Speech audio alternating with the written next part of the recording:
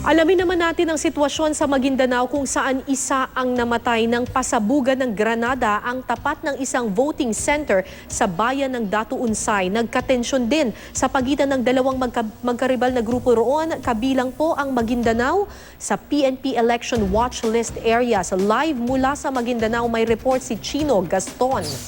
Chino. Kara kasalukuyang ginagawa ang canvassing dito sa Sharif Aguac Municipal Hall kung saan naging mainit nga itong laban para sa pagkaalkalde ng magkamag-anak na sina Marop at Sajid Ampatuan. Pero sa kabila ng kanilang matinding rivalry, Kara, ay naging matiwasay, tahimik ang eleksyon dito sa Sharif Aguac. Malayong-malayo ang sitwasyon kung ikukumpara doon sa nangyaring botohan sa kalapit na bayan ng Datu Unsay.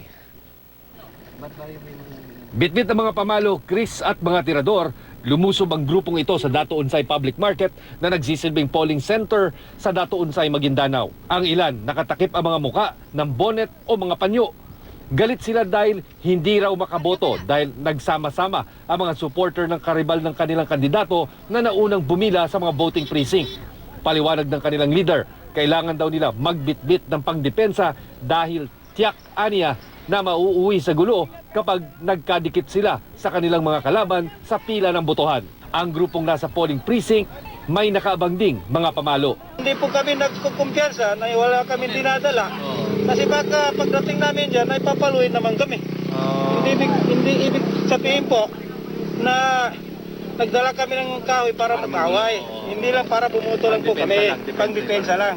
Bago magpang-abot ang dalawang grupo, namagitan na ang mga nagbabantay na sundalo at pulis.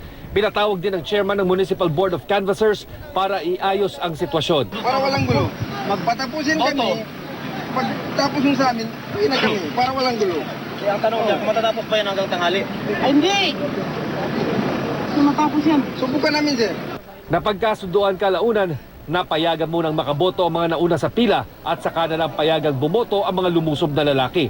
Kinuha rin ng militar ang mga bitbit na pamalo. Kasi yung advice ng sa taas namin, lahat kailangan makagboto. Kagabi naman, isang rifle grenade ang sumabog sa tapat ng voting center na ito.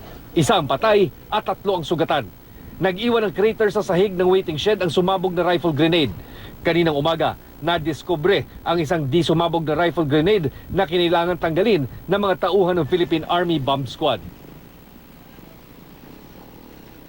Kara, ayon sa Election Task Force ng 6th Infantry Division na siyang nagtataguyod nga ng seguridad sa lalawigan, kaakibat itong Philippine National Police, generally peaceful daw ang nangyaring eleksyon ngayong 2016. Mas mababa daw kasi ang bilang ng election-related violence kung ikukumpara sa nagdaang dalawang eleksyon. Siyempre, ang kasama na rin dito kung bakit nga naging payapa daw ang eleksyon dito ay dahil yung mahigpit na pakikipag-usap nila dito sa mga LGUs at maging sa mga kandidato.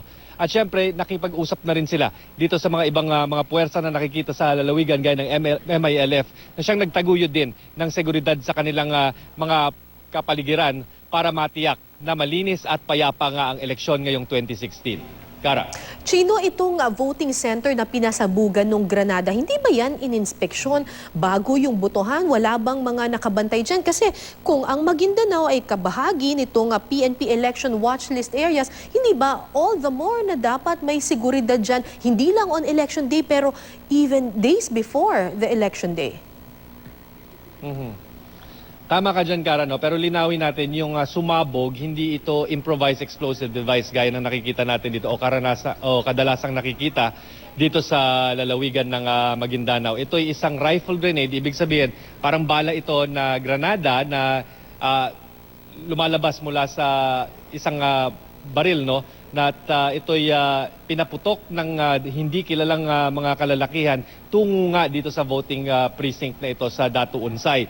Nagbabantay naman doon yung puwersa ng militar pero dahil yun na nga parang binaril mula sa isang or parang nagmula sa isang baril itong rifle grenade ay hindi na nila nalaman kung sino nagpaputok dahil medyo may kalayuan ng range nito, no? So nung sumabog na ito, nadamay na yung isang supporter ng isang mayoralty candidate dyan sa Datu Unsay. at siyang yun na nga, kinasugat pa ng 3 iba pa niyang kasamahan. Chino, I just have to ask you this question kasi nakakabahala na may nakikita tayong mga may hawak na mga armas, tas meron pang sumabog dyan sa Maguindanao.